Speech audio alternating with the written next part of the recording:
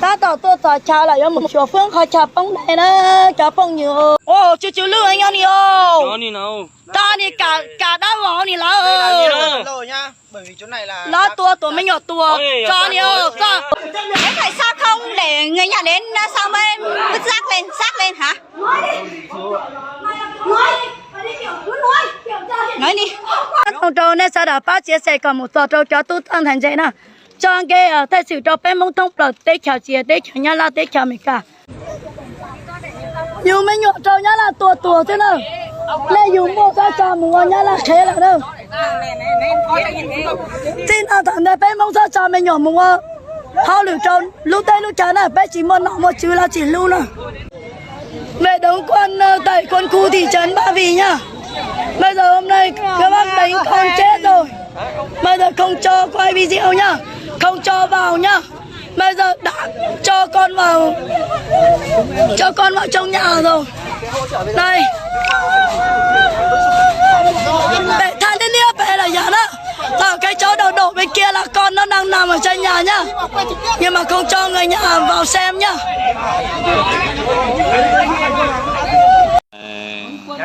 Bây giờ từ hôm qua thì biết cháu đã ở đây rồi. Giới thiệu cho cái nơi Phương mất tích rồi. Không, mất tích thì bây giờ là phát hiện ra ở đây. Còn mất tích ở chỗ nào thì mình chưa nắm rõ được. Nhưng mà cái khu này là khu ở đâu? Khu Quảng Phúc. Khu Quảng Cúc. Quảng Phúc. Nói rõ đi.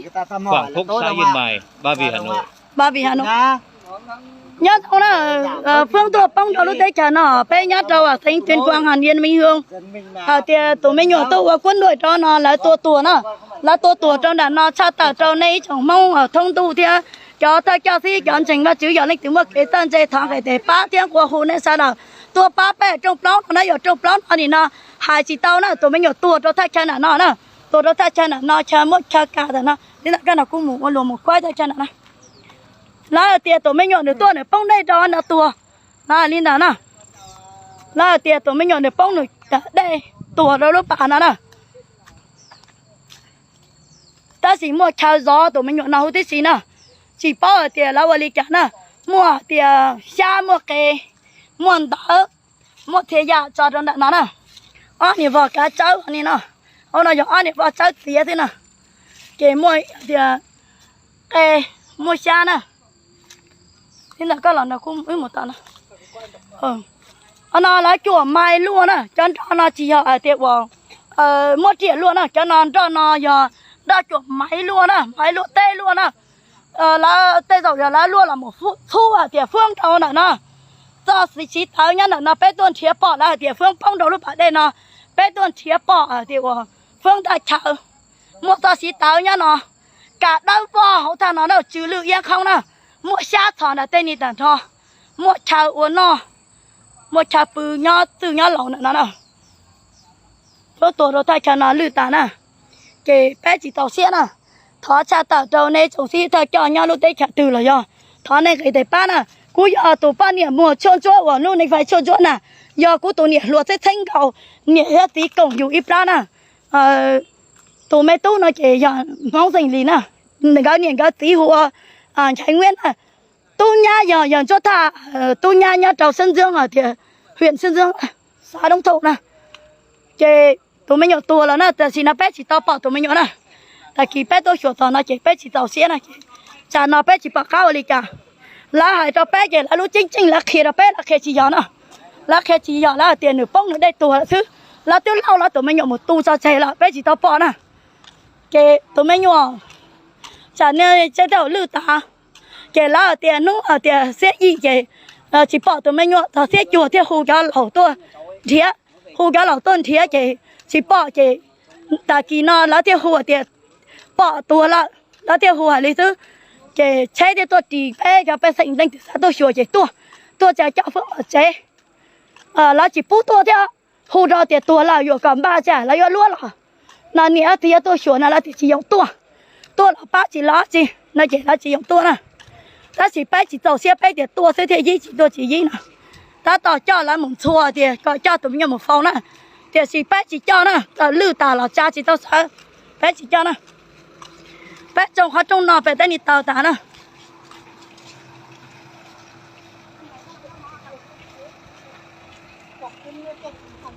tụi mình nhặt tua khó trong nó lỏng tầng nó thế nào tua bể lúc khó trong nó lỏng thế nào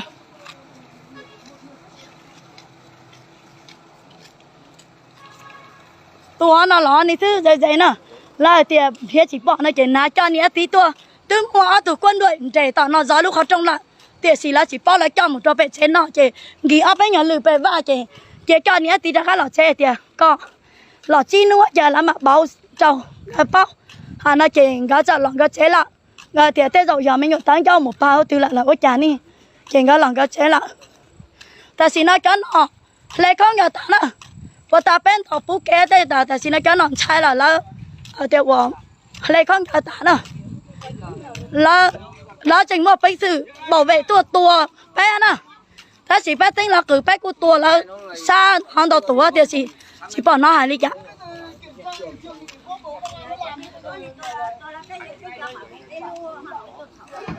bệnh nữa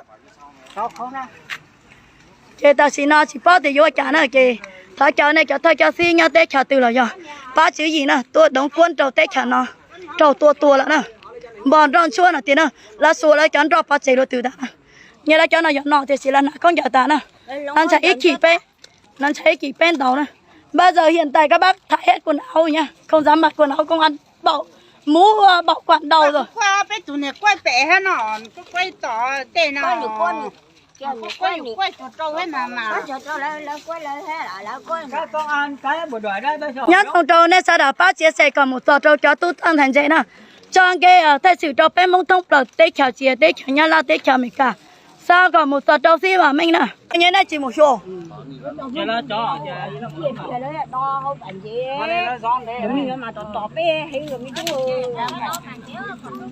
ô lúc bạn nhớ từ ly hả ô lúc nào đâu nhớ của đi chỉ tua tàu sao bữa đi mà luôn nè của chị để ý chả là sai bơ rau này là sao là hắn nọ dạ những cái tiếng nào cái nhà hắn này là hổ đó xí là có cả xí tua đéo chỉ bao là là chỉ tụi mình nhổ tôi bông đầu lúc bạn gì này đi nào nữa chỉ là chỉ cái à cái cho hai này tôi đây là anh đâu chả biết về đây làm cái gì lấy sát ở rồi cho kia tụi nhau về đến luôn là cha tao tản nó nữa là cha tản này là một số tao đi sẽ phải muốn cha đấy con bây giờ 10 tuổi cha là chỉ mua à mình chỉ mà một cho tuổi này á cha to à thứ tải mình chỉ lấy cha một tú tiểu nên là mỗi chỉ cha lưng nó là một táo báo cáo hóa chị đâu cha này kì chỉ báo cáo hóa chị đâu tôi nhớ tao đi tôi là khảo đó tao đi là xa đâu tao đi nữa ta chỉ nó chỉ bao lần dài là tụi mình nhổ đua từ nữa bé tôi sửa thay cha nó nữa bỏ mua ít thay cha anh nữa chỉ ít pa mò tia ở tia in đi chụp cái nữa cho đó nó nữa thế rồi là tua bé tụi mình nhổ tua là gà là bỏ đó nó nữa ít bỏ cá cháo thế nữa ông nó bỏ cá cháo nhau nữa nè là vô ở bé sáng đó là cho nó nữa đỉnh giờ là tua nữa nữa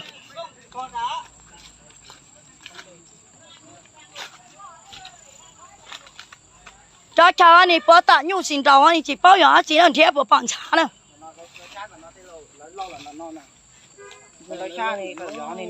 là cha tỏ tên in thọ nữa là cha tên in đủ lù nữa anh nói lo không lo nào là cha tên đủ lù nữa không sao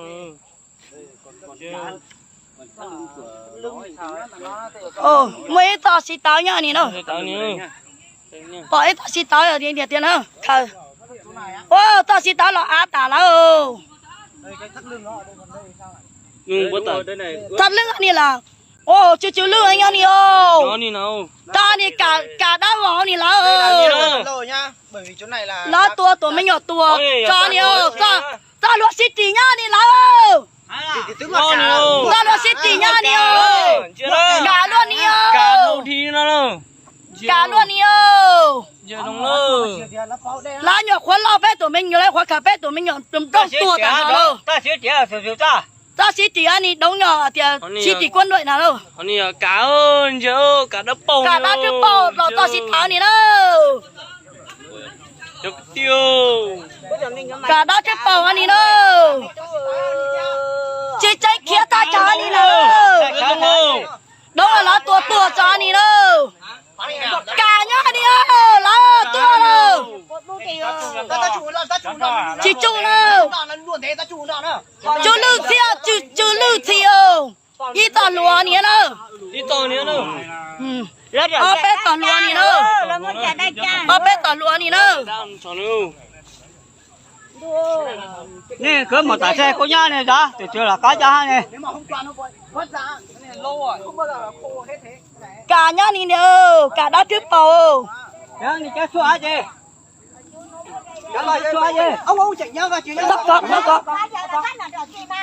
cho ni là cả chua tua cả là chua gì nữa lâu quá nha các bác nha tôi mấy nhỏ ni là tua giòn đấy nha ni lẩu tua đấy là nó cả hai ni giờ nó cho lượt thi đó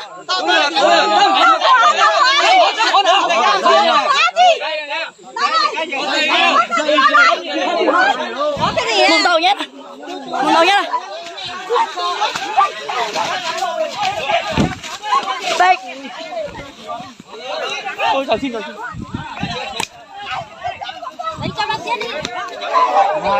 bác làm cái gì các bác làm cái gì địt bậy ơi đánh to đây chỗ mày hiểu thị trường ở đâu người ở đâu chỉ huy quân khu chỉ huy ở đây người chỉ huy ở đây chỉ huy ở đâu hiện tại chỗ bây giờ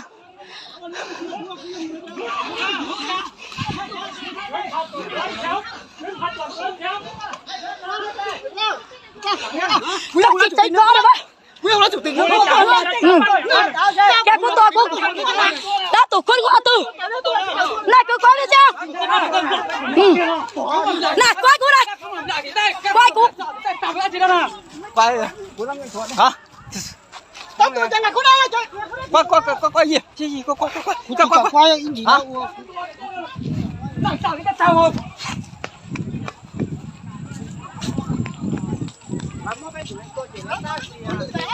máu chợ máu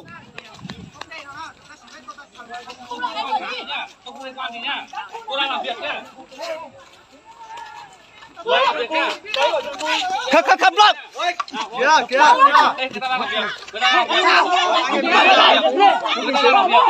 chị của tôi đấy không biết giờ chị tôi đang nói tôi làm việc anh nói này chị của tôi này tôi đang làm việc em nói mình đi có thấy hiện trường là nó rõ ràng là thối hết người rồi tức là chúng tôi phải làm chứ để rồi anh không cảm không chia mình dám mình thích chúng tôi đang làm kết luận gì đâu chấp nhận lại dấu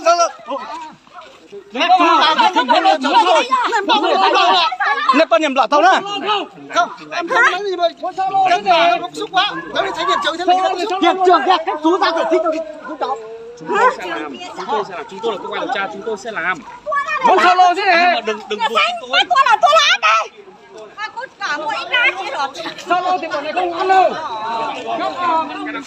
rồi nếu mà làm đúng thì ai nói làm đúng ai không bao giờ nói làm không đúng nói lấy gậy đi anh Thanh anh Toàn lấy một gậy kể từ lúc nếu mà muốn solo thì buổi này không ngán đâu nhá mặn nhá các bác làm việc các nước chiến hàng tại sao con tôi mất không cho tôi làm hỏi là thầy trưởng tuần lúc quay các bác đừng lấy tao mày bây giờ cái chỗ kia có phải dây lưng ai bảo quản cái khu này thằng nào bảo quản cái khu này đấy là trường bảo là trong khoản đội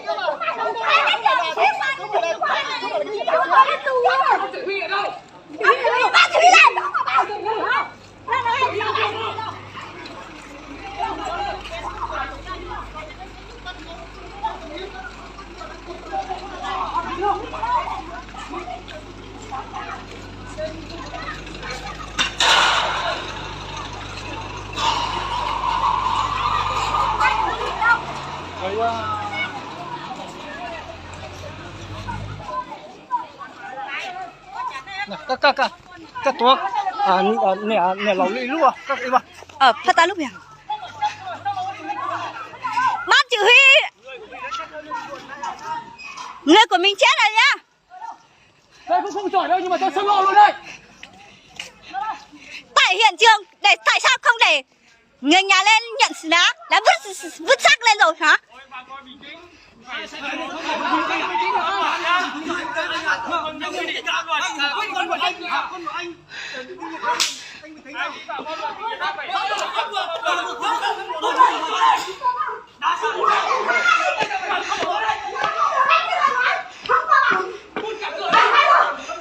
Cả gia thắt lưng của em với tôi ở đấy. Thôi bà con bình tĩnh đã.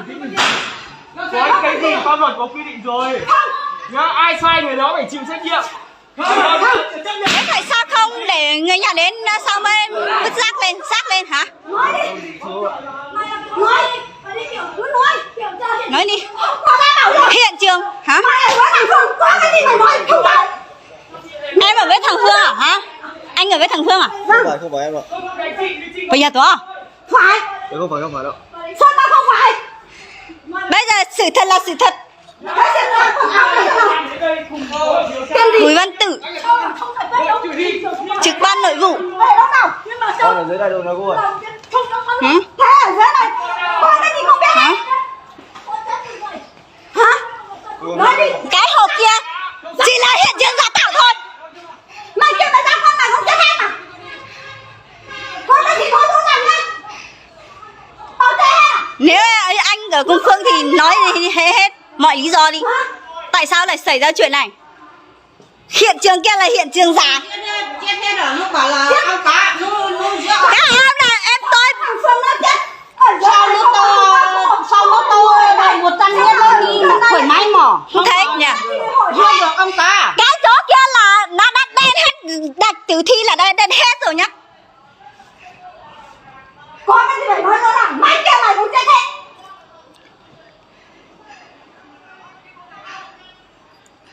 Tí thì ông nó lấy dao về chín rồi. Ông lấy dao về chín là mấy cái dao xấu này là nó phải chết mấy người cơ. Không phải là một người đâu. Nó đánh tay và đánh như này thì không phải đâu. Tí thì ông nó lấy dao về chín đấy. Ông chín được mà. Ông nó ở bên đường thì nó chín cả người mà. Nói một câu cho cô. Chín cả. Nói một câu cho cô đi. Nói một câu cho cả. Chết hết. Nó giết hết. Ông nó không sợ đâu. Ông đây lắm Ở đây khu này cách đùa chú con cháu á, nó sát người á, quản lý quân nhân gì kiểu gì hả? thôi. mày kia còn muốn lấy con người ta phải làm đánh không? Từ nay đi nữa thì không được. Không ai làm vào lính và nghĩa vụ gì hết. Vào nghĩa vụ toàn là cán bộ giết chết thôi. Sao nó không giống đi đâu rồi? Sao nó không nói được Hả? Cái chỗ kia là hiện trường giả tạo thôi. Tất cả cái bộ đội đây là chết hết. Cái hồ lá có mà chết được. Không phải thằng giống chết. Thằng giống đi đâu rồi? Hả? Thằng chỉ huy đâu rồi? Không có mà Bộ đội thì nó chết. Thằng chỉ huy đi đâu rồi? Thằng chỉ huy là ban chỉ huy đây mà. Hả? anh không nói được một câu nào. Cơ quan đi cùng đoàn vào đây thôi, đưa chị vào đây chứ không biết một cái gì. Thế anh ở đâu? Anh không biết chứ mà anh ở đâu? Xong Thế anh mặc cái áo là cái gì? Hả? Mặc cái áo này áo gì? tôi mặc áo bộ đội nhưng mà tôi không nắm được nội dung gì cả. Các chị mời các chị tham Không nắm được người giống gì? Còn mày chết hết rồi. Hả? Con chết ở đây lâu lắm rồi. Chị có bình tĩnh lại. Cái hồ này không phải là chết được người đâu. Phải xuống dưới. Xuống dưới đi. Không phải là đánh được. Sao người ta giết hết? Anh không. Trong nó giết con trai thì nó lại nó không thương nó không thương mày. Nó không được. Lúc người ta giao cho chính quyền địa phương đi lính, con người ta khỏe mạnh. Giải quyết đúng theo thủ tục pháp luật. Các chị phải bình tĩnh. Giải quyết Không phải là bình tĩnh được. máy ngủ rồi. Giải quyết được cái gì? Đấy, chị Giải quyết được cái gì? cái áo đi ra. Bình tĩnh ạ. Đi xuống dưới đi. Kéo áo tôi. Đi tôi sẽ đi không phải kéo. Đi trước. Chị cứ đi tôi sẽ đi. Không phải kéo áo tôi. Tưởng là em ngu lắm mà mới giết con của tôi à? Sao mà bọn mày lại sở thiết? Ai không phải người? Ai không... Chú gì cả cửu tộc cả họ luôn. Cái chỗ hồ này á thì con giết con của tôi. Cái chỗ hồ này chết được đuôi á hả?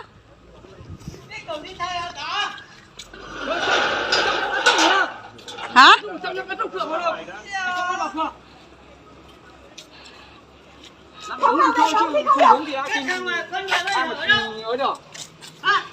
Mấy anh mặc tao mặc mẹ kia vào đây kiểm tra anh nào.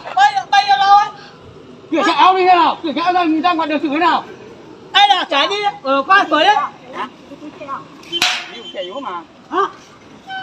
Ai là đây? Kiểm cái đồng phục đi đây. Đi đây. Trong chuồng Bác chỉ huy đâu hả? Đi đây. trong chả cái chả trong cái trong chả phát trong cái táo là một. Ai là ở đi đây? Đó nhìn nào chỉ có càng Lúc kia nó chắc hết lúc tới lúc mà này giờ con chạy ở đây.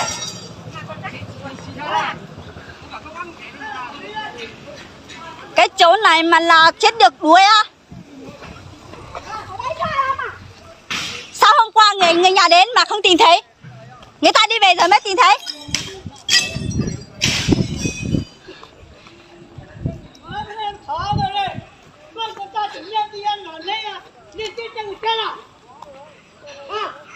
Đây là khu quân này.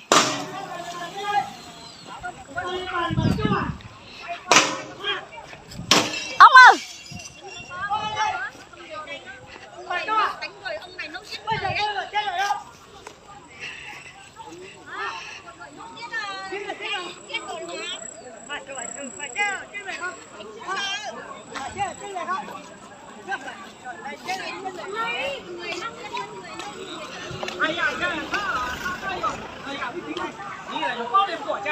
Bây giờ một số đá luôn. Mình thấy đâu có lên nhà của là với là có lên nhà là cái đống công an tổ này là cái mù là đá luôn. Thì phải nấu ra. Đá thì đâu.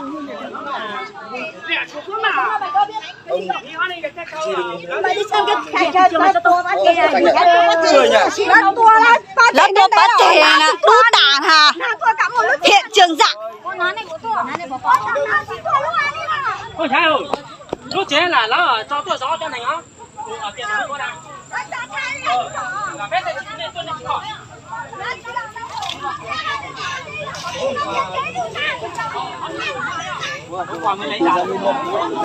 Này, đây là hiện trường nát hết này. Chỗ này là em tôi họ sát hại chết này, còn cả thắt lưng này, chỗ này đã nát ung thối hết này. Ví dụ nếu là bị đánh thì đứa nào đấy em hiểu không? Đấy, nguyên nhân dẫn đến sự việc. Đây này không phải hôm qua đâu, cái này có đã 4 năm 6 ngày rồi.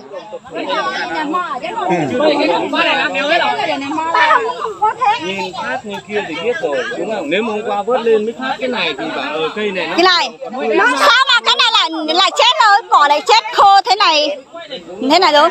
Hiện trường đã nát hết rồi. Hả? Đấy. Đúng rồi, mọc bọc mầm lên. Cái dây này nhá, cái dây này đừng có động đến, đừng có sờ đến nhá. Nhìn này đánh hết cái chỗ này. Cái hồ này không thể chết người được đâu nhá. cho bự hồ này thằng này nó bơi Tên tha này. Cha đi thân như thẳng á. tụi mình nhớ tay tua. Mình hóa à. Nó đi ở plan cái đó, tạo tao tạo như vậy đó. Cái gì đó đấy. Cái xe này nó mua. Thế mà trà. Từ mà trà tả nó không phải là hôm qua đâu. Ruồi đây này. Đã có ruồi rồi. Rồi hàng đống rồi. Hàng đống rồi, không phải là từ hôm qua mà mới vớt được nên à. Đây là chết từ lâu rồi. Tao chỉ tao nè. Tháp lưng này.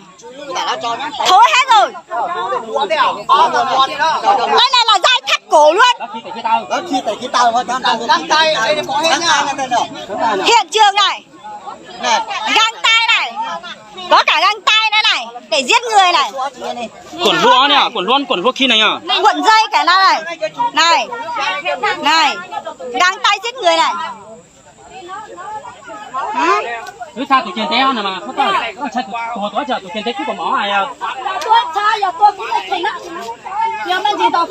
Nó chỉ cả tôi mà. À thế tụi cứ chỉ bắt là tụi hổ này. Bây giờ cái vứt rác hôm qua với vứt rác Cỏ đây đã chết hết rồi. Cái cỏ này nè, vứt cắt từ lâu rồi. Nên là nói cao hơn là tu thế thôi. Sao là lúc con tuần đây. Bên quân đội không thôi chính quyền chưa có công an. Đi nhà này mò để chúng một cái. Nhà mò là khoa. Cái cỏ này đã cú hết rồi này. Sao tỏ như này một quay rồi không? Mày quay dùng tủ tỏi nó, tủ tỏi nó cho luôn nào. Cái này này. Ta chuột nó xong, để chung lại cho nó. Này. Cả dây này. Để cho chúng tôi tới đi. Ở đây này đu lục cam bạc. Căn bạc, có đi nè. Căn bạc để che người đó là hết nè. Còn có cả dây thừng này á. Là nè, đang dạy cả tôi không ăn lửa tụi chị đâu. Cái chỗ này vừa vứt hôm qua này mà làm gì mà đã có. Rồi đã bỏ tí đấy rồi. Bỏ cả hết rồi. Hả? Đó thật.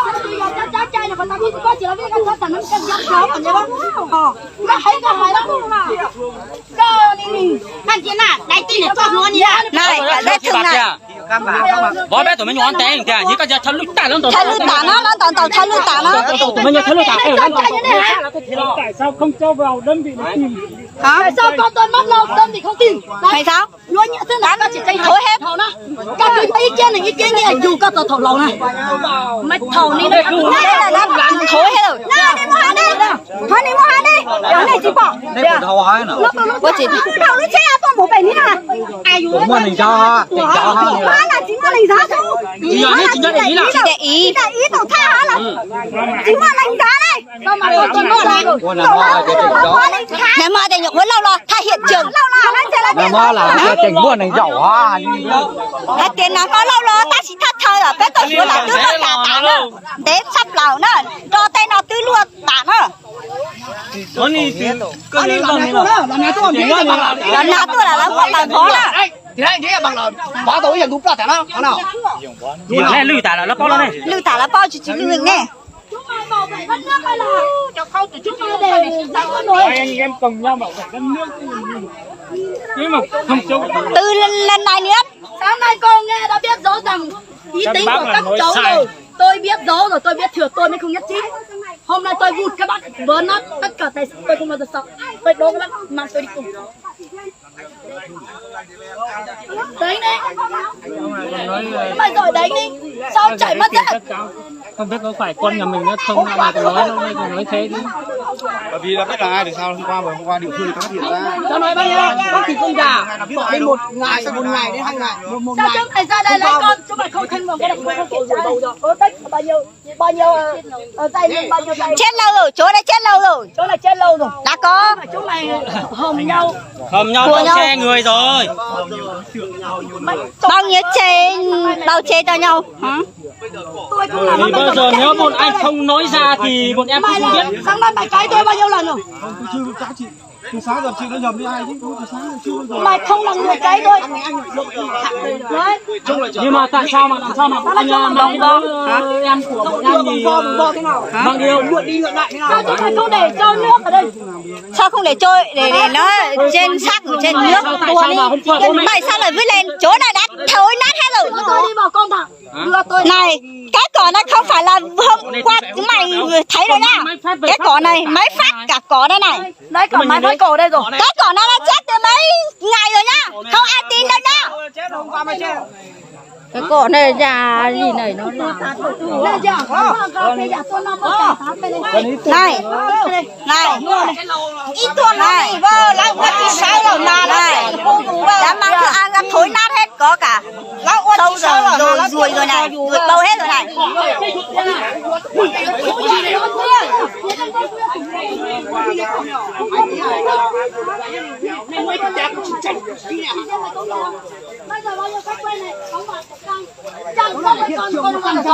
Nó bên đấy đi Hiện trường đây này nhá. Chân ở dưới này này luôn. Đây này mà hiện trường hôm qua vừa vứt xác lên á. Không bao giờ có bầu ruồi thế. Rồi nhưng mà ở trên trời người ta sẽ có mắt. Tôi chỗ này các bác thể sang thế thì khác. Mày con tôi không bao giờ phải là con ngu. Con tôi con bơ. Con to là con bơ đấy. Ta kia này có hai là chỉ mặt thầu nào. Hai chân nào. anh ấy nó tôi mình nhỏ nhá rồi cái là luôn trên chia rồi rồi ai ya nó có điện nó là tua ta xí nhé nè tua ta kia như là trâu là ra bờ tay cũng có là đó mà nhà thành thái trà lá tua rồi ni lá trà nhà thành thái tua rồi ni cú tiết cho là đắt rồi cú tiết sạc quá của nữa là chỉ cả tua này chết không là này nếu mà có là cả cú trà lá tua quá là tận hờ cái gì nào anh này giờ anh nào kẻ chỉ không thể anh đã là quá tạo là tua té à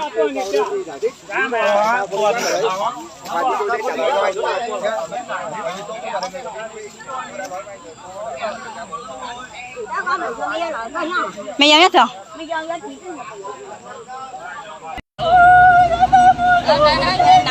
lúc mới đó đi cũng hành trình đó là cô sửa bọt cho chế độ không khai rồi có thế nào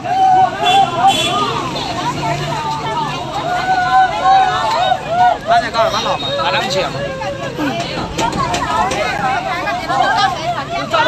bây giờ phải thăm con nhưng mà chính quyền địa phương không cho vào nhá, cán bộ nhà nước không cho vào nhá, đóng cửa hết rồi nhá, chia sẻ livestream một cho bạn bè người Mông dân tộc ở trên Hàm Yên, Minh Hương, Tuyên Quang nhá, về đóng quân ở trong thành phố Hồ Chí Minh nhá, quân khu Hà Nội nhá. Bố mẹ đây. Bố mẹ không đi vào đây thì bố mẹ anh em có được xem à? Vào đây. Thị trấn Ba Vì nhá. Về đóng quân tại quân khu thị trấn Ba Vì nhá. Bây giờ hôm nay các bác đánh con chết rồi. Bây giờ không cho quay video nhá, không cho vào nhá. Bây giờ đã cho con vào trong nhà rồi. Đây. Để than đến lia về là nhà đó. Ở cái chỗ đầu đổ bên kia là con nó đang nằm ở trên nhà nhá. Nhưng mà không cho người nhà vào xem nhá.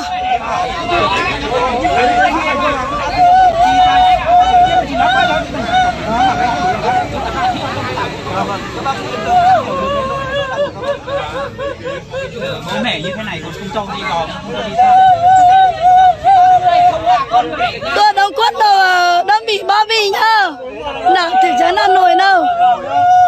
cho mấy nó vào lúc mình tối bây giờ là cái gì đó cho anh em không phải đi thăm em trai tôi đâu cho vào bây giờ đây cho vào đây tối bây giờ là cái gì cho vào anh cũng là con người để ra không phải là chó để đâu nhá em cũng nói thế là một người không có trách nhiệm sợ mình vào nó cấm ghê quá kìa. chỉ cũng không sao còn anh đâu Chị là dân à? Vâng. đây mẹ Phương con ruột thịt người ta mà không đau à? Ơi bình tĩnh đánh vào anh em sao đánh vào Cô cho cha chị kênh một nè. Cha này chỉ là cha này. Cha này chỉ là cha tôi này. Cha nó là bảo vệ. Là cha chỉ là cha bên tôi đấy. Cha là cha bảo vệ. Cha tôi cha là cha bảo vệ. Là chị kênh một.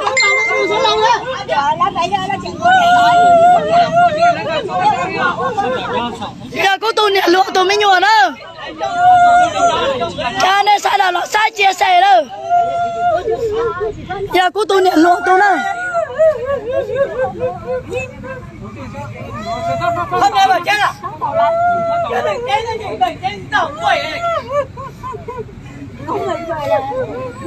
đang chết đây mà bình tĩnh à chết đây không à ngồi về làm cái gì mày coi về ăn quê à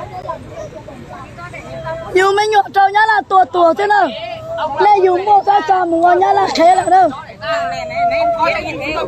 Xin à thằng này bé mong ra trà mình nhỏ mùa. Hao lửa trâu lúc tay lúc chán à bé chỉ một nọ một chữ là chỉ lưu nè.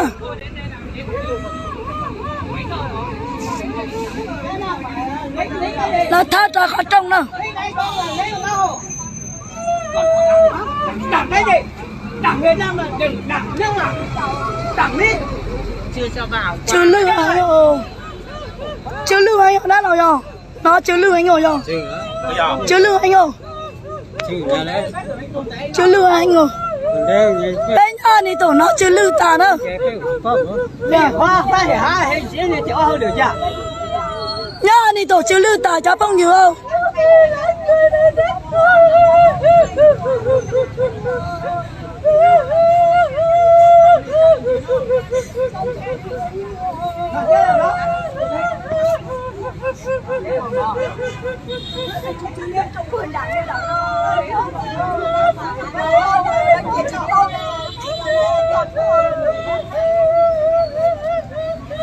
để cho nhà mát rồi, nhà này là gì mát?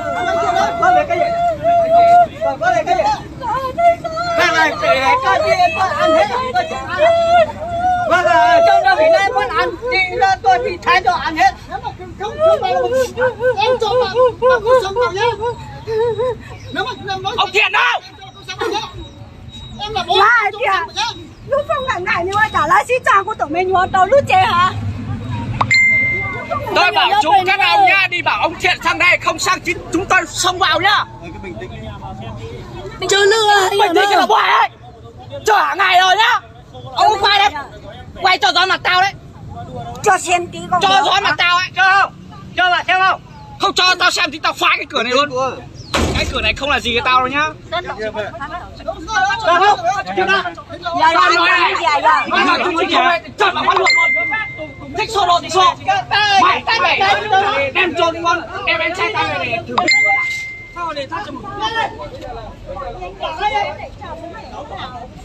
tôi nghĩ là bây giờ là đề nghị các cho chạy trốn đâu rồi? anh em chúng tôi không khoảng bây giờ chúng tôi làm xong thủ tục của chúng tôi cho vào chứ không phải Tục bảo ơi.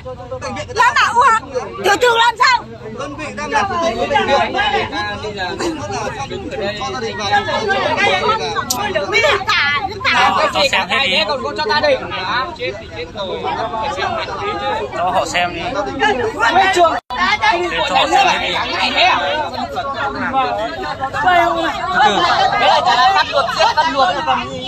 Đấy cho họ về tay này, cho họ xem hết đi. Để họ về tay. Đấy, cho họ xem. Phải cho người nhà đi xem này. Người đóng cửa rồi đấy này. Cửa cái cửa này cửa này cửa thép à? Ra đứng ở bờ ao.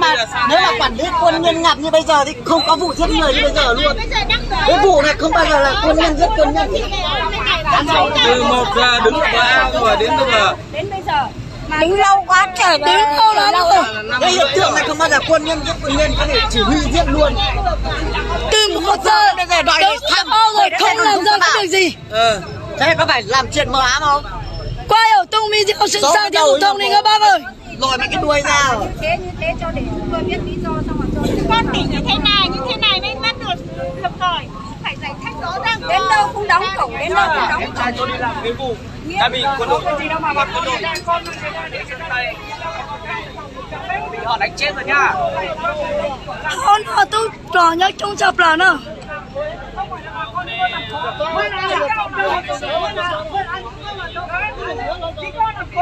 bởi vì có cái thủ tục cái gì đâu bởi vì chúng tôi biết là con chúng tôi phát hiện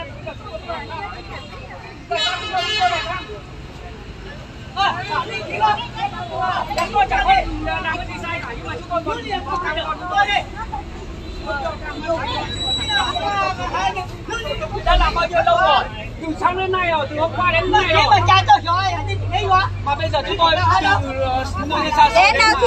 đây con bảo là thủ tục chưa xong ấy thì chả biết là thủ tục cái gì nữa sáng đến rồi chẳng cái cha chưa hai chồng không chồng ấy chả đi chào à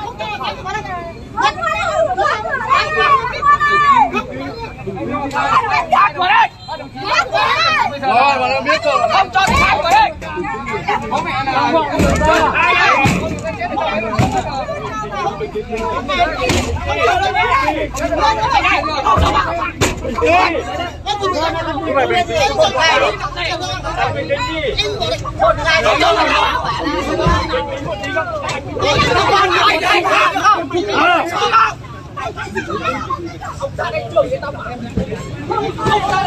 nó chỉ khánh mù tiền á cái này cái này phải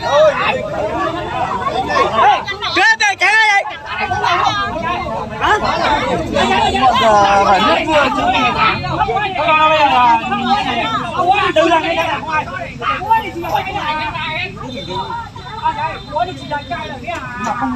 cha cha Mà bác ơi chạy về ngay là đi cha cha cha lên rồi nó vào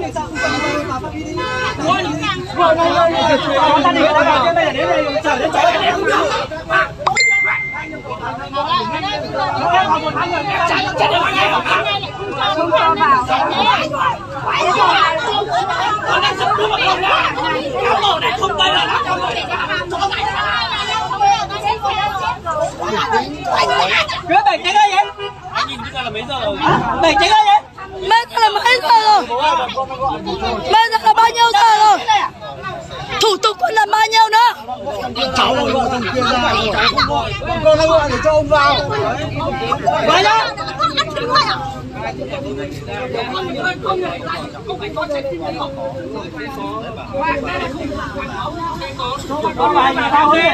mở ra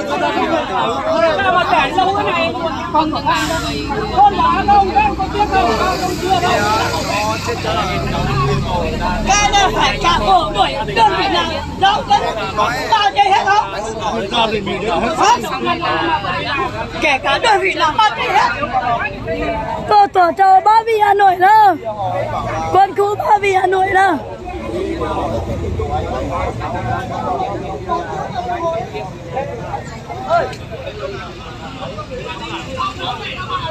Chưa bây giờ chúng ta cho vào kia được gia đình chúng ta cho người nhà mình vào quan chưa khám nghiệm bây giờ gia đình đang là cho vào khám nếu cho vào bây giờ khám thì bốn gần hết rồi chết lâu Lừa anh hồ. Còn đây rồi. Cả từ đó vào tới đây ở chỗ chỉ chưa lừa. Cả đó vào chưa lừa anh hồ. Ngoài u trời chẳng mong ba. Thà ca ta đâu.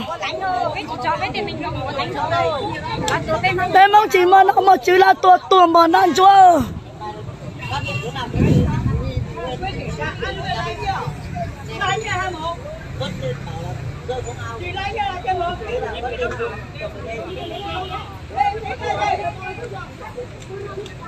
nhưng mà cái hiện trường đây là rất là chỉ hiện trường giả với kia không phải đâu á giết từ đâu cả chứ trên bờ đấy